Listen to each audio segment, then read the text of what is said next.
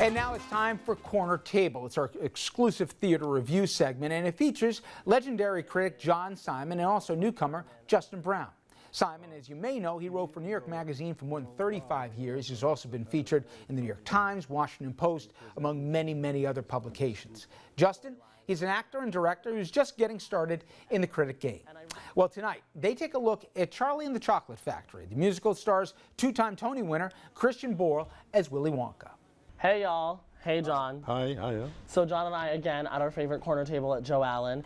Today we're talking about Charlie and the Chocolate Factory at the L'Enfantin, which is Scott Whitman, Mark Scheinman, and then David Gregg. What are your initial thoughts on Charlie? Well, I think it's kind of a little child's thing, essentially.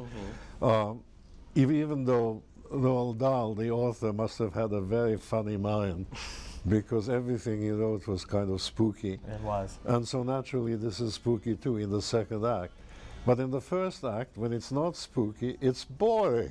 Okay. Nothing much happens in the first act. And furthermore, you can't believe the fact that the man who owns the chocolate factory would also be selling things on a street corner. That doesn't make sense. I mean, but that's also what happens in this musical that it should not be happening is the surprise that the guy selling the chocolate on the corner is the guy selling the chocolate in the factory. Like, he is Willy Wonka. Yeah. You're not supposed to know that. And yet the opening act number of the show is him telling everyone, I'm Willy Wonka and I'm going to go set up this chocolate factory shop. I don't understand what the point of that is when you're absolutely ruining the ending of the piece. And so Christian Borle is playing Willy Wonka rather well, I think. And I'd have to disagree. I think that the first act is far more interesting in terms of music and storyline than the second act. The second act drags forever.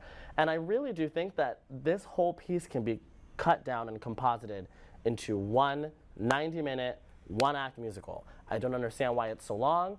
I don't understand. And overall, my biggest disappointment in someone as creative as Jack O'Brien is the fact that the scenic design of the show is rather boring, I think. Yeah. And it doesn't really do justice to the idea that we all have about Willy Wonka and the Chocolate Factory. I'm glad they kept Pure Imagination. The song that they inevitably wrote for Charlie and Willy Wonka at the end is not as magical as that. Well, the interesting thing is that there are tons of children in the audience, and the children will applaud almost anything. But the first act, they do not applaud very much. In fact, that was one of the meagerest applauses I ever came across in a comedy or a farce. In the second act, the applause gains, the interest gains, the kiddies gain. And that is fine. It may not be the greatest writing, it may not be the greatest music, it certainly is not, but then it's not the greatest music in the first act either. In the second act, things come to life. Absolutely. Even if they're naughty things, even if they're sad things, if people disappear, and I guess die, but it's sort of done in a kind of obfuscatory way, you don't quite know what to think of it.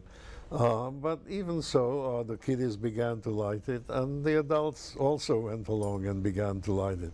But it's not a good show, really, and it's even though it has a very good director, as we've seen with Tresnyak too, a very good director can sometimes be stymied and can sometimes simply not be able to triumph over what he's handed.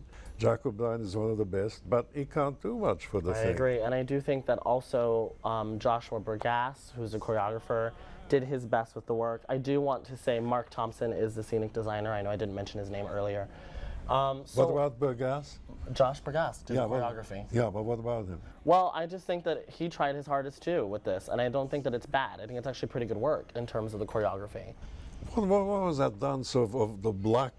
Were they black squirrels? The black squirrels. That was kind of interesting. It was great. I mean, it was a ballet piece, and I think that it was really well done. All in all, I think that Charlie and the Chocolate Factory is worth seeing. I think it's a good time. I think you can take your kid. I think it's too long, but there's really nothing you can do about that at this point. But I do agree with John. It's kind of glorified children's theater, so if you're looking for something a little sophisticated, it's probably not your touch. All right, so thank you, John. Thank you. All right, everyone, coming up next, we'll take a look at some local headlines, so stay with us.